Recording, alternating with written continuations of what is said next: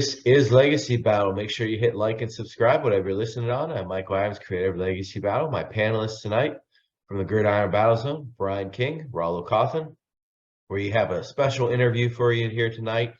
We got a center out of the University of Georgia. He played in the NFL with the Colts, the Seahawks, and the Dallas Cowboys, where he was a Super Bowl champion. He's a six-time Pro Bowler. And, of course, he was All-CC, All-American up there in Georgia. So we are honored to have, in my opinion, one of the all-time great centers here, Ray Donaldson. Ray, thank you so much for coming on. Thank you guys for having me. I appreciate Awesome. it. So, as I was saying, we got an interview here tonight, and we're going to jump right into this with Brian. Okay, Ray. So Rome, it's a town up in the northwest part of Georgia. It's where you were born and raised during the 1960s and 70s.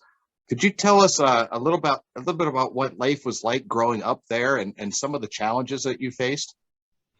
Yeah, one of the challenges was trying to just survive, getting up and going to school and coming home and not being able to eat anything because there was nothing there. You know, my mom, she lost two husbands. One died before I was born. My father died before I was born, and she remarried a few years later. And when I was about 10 years old, that husband got murdered actually, and now we're out there all on our own. She's struggling to make it happen, and we wasn't really getting any help from anybody, so it was tough.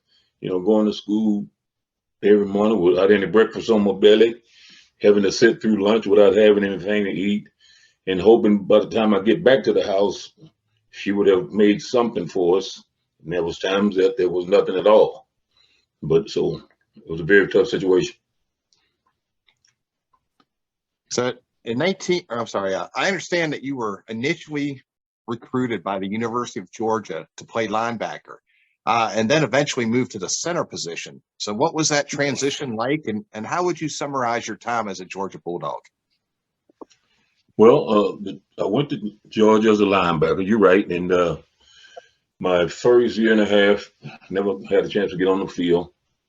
And we started my second season, and about 4 or 5 games in, the offensive line coach talked to me about moving to center. Now, first of all, I never played offensive line, let alone center before, ever in my life. So I'm thinking, why would you move me when you got 3 or 4 backups to the center that got hurt the week before? And his reply was, the coaching staff feel like that you're the best player we have on the team right now that's not playing. So we want to give you a chance to get out on the field and play. He was blowing smoke, but I took it. But he told me that after the first week of practice, I asked him, I said, what if I'm not doing the job? What you gonna do? He said, we'll move you back. I said, okay, sounds good. But when he first said that to me about moving me, man, first thing that came through my mind was, you know, there go my NFL chances. And I'll tell you why. It's because they moving me to center. It would be tough for me to go into the NFL and play center, because at the time, there were no black centers, never have been any black centers. Everybody that came in as a black lineman played tackle or guard. So I'm like, well, we'll have to wait and see what happened. So I started practice that Monday. I started that Saturday against Vanderbilt. And after that first game, the O-line coach said, listen, you need to start putting a little more weight on because we believe we're going to leave you there. You played too good that first game. So that's how it all got started. And so for the next 2.5 years, I was a center at the University of Georgia. And that's a great segue into my first question here. So in 1980, you're drafted by the Baltimore Colts. In 81, you get your first NFL start. What did it mean to you to become the first African-American to start at center in NFL history? It felt great, man. I was very surprised that I would get to start that early because we had a center there. He had been there for 9 years, going on his 10th year. I thought maybe he would try and play another year or two, but they drafted me in the second round, and Coach McCormick felt like he was ready to replace that guy, so he did retire, and I got to start, and it felt great. It was, like you said, no black man had ever played the position before, but it happened, and it happened with me, and I was pretty proud of that. Hey Ray, after your first few seasons with the Colts, the team was moved to Indianapolis. Could you tell us a little bit what you remember about the move? What were your initial thoughts, and what was the players? Did the players have any idea that was going to happen beforehand, or how long did it take before you guys knew? Well, after the 83 season, they sent out a few messages that the team may be moving, but they didn't tell us where. And so it was a surprise to us that it was going to be Indianapolis, and the biggest surprise was how they moved. They tried to sneak out in the middle of the night during a snowstorm, but they was able to get it done. But I was actually sitting in my girlfriend's house at the time watching television in Baltimore, and they broke into the program and told everybody that the Colts was on their way out of town. They were showing them pulling it out. It surprised everybody, for sure. So, Ray, in 1986, you made your first Pro Bowl, and this began a streak of 4 consecutive trips to Honolulu. How were you able to elevate your game to such a level? I mean, especially lining up regularly across from some pretty tough nose tackles like Joe Klecko and Fred Smearloss and Tim Goad. It was tough, man.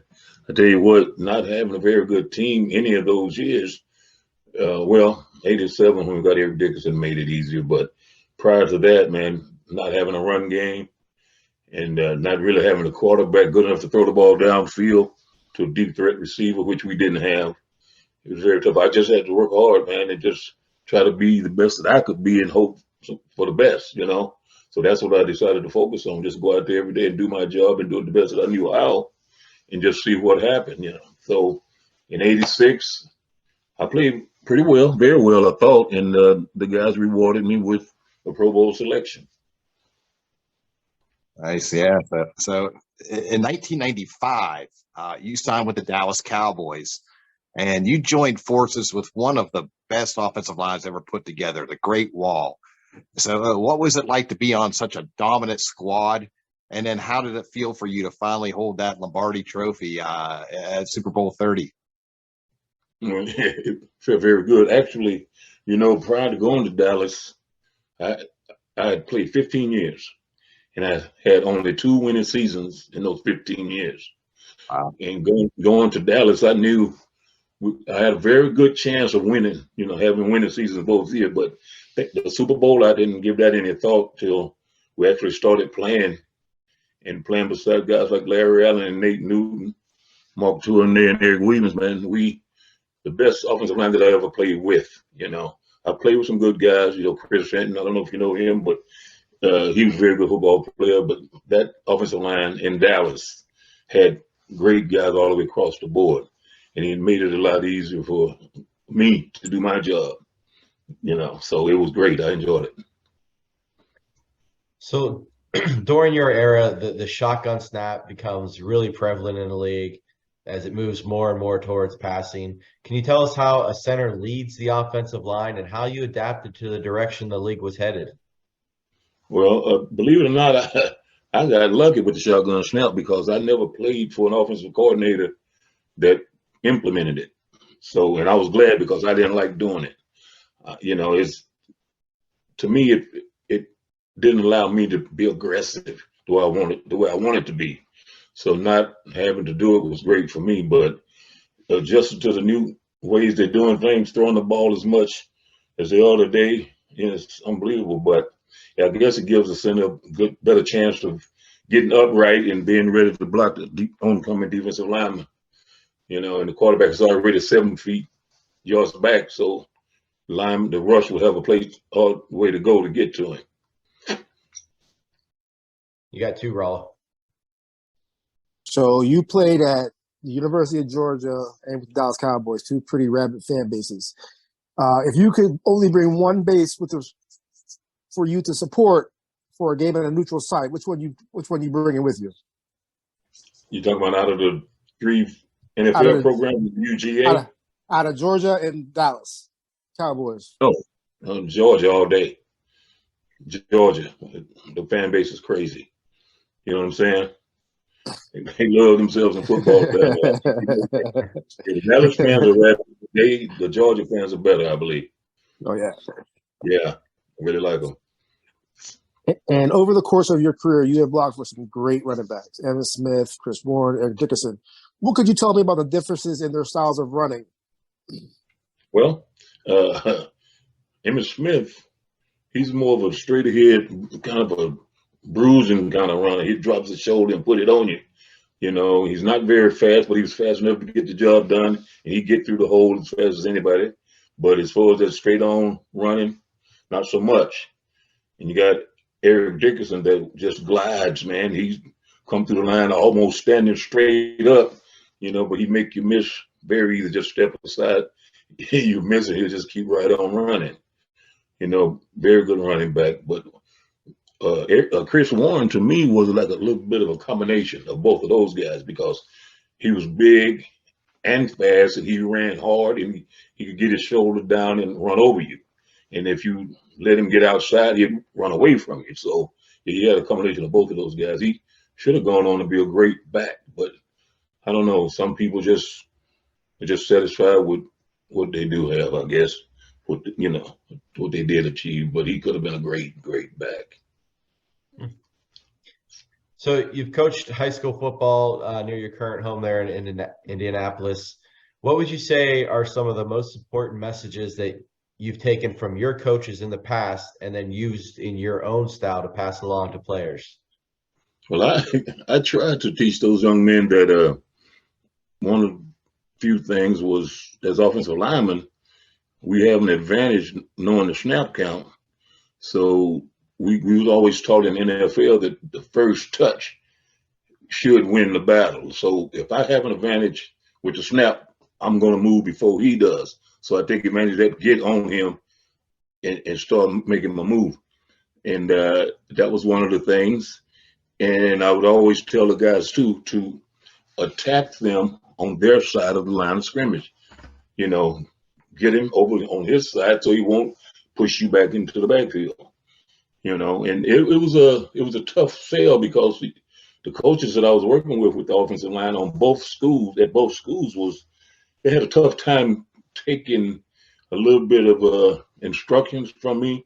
I don't know, maybe it's because I played pro ball and they didn't, but I had a tough time being able to put what I know into their game. They fought it tooth and nail, man, but it was tough. I'll tell you a story. We playing in the sectionals one year, and we kept getting a third and one, and 3 times we didn't get the first down. And I'm standing on the sideline telling the offensive coordinator, man, we need to run a quarterback sneak. I mean, why are you telling your quarterback to go back 3 yards to give a ball to the running back to come and get a foot? You know, that was my thinking. That was my philosophy. That's what I always felt. So Sound like my father. He says the same thing he didn't want to do it at that point, but at halftime, we went in, the head coach gave his spiel, and he was just about to release the guys to their position coaches, and I stood up. I said, hold up. I said, this is what we're going to do. I said, we're going to run the quarterback sneak the next time we get 3rd and 1, and I'm getting ready to draw it up for you guys. And this is how it's going to be. And the coach allowed me to do it. So we went out on the football field, and the very next 3rd and 1, we ran the quarterback sneak. It just so happened it worked. It worked for a 40-yard touchdown. The quarterback slide off and take off. And I'm like, so it wasn't going to do that every time, but after that, we got first down with it. So I thought it was a good deal. But yeah, they had a tough time taking instructions from me because there's a lot of jealousy out there. People, they perceive that we think we're all that just because we played, but they're going to show us that they know what they're doing. And I wasn't trying to step on anybody's toes. I was just there to help. Yeah. Well, thank you, Ray, for the interview. I mean, as Brian said earlier, you're part of one of maybe the greatest offensive line in history there in Dallas. So it's just an honor to have you come on and answer some questions for us. Thank you so much. Appreciate it, man. Thanks for having me. Awesome. I remind everybody, hit like and subscribe. Thank you for watching. We'll see you next time. Have a great night.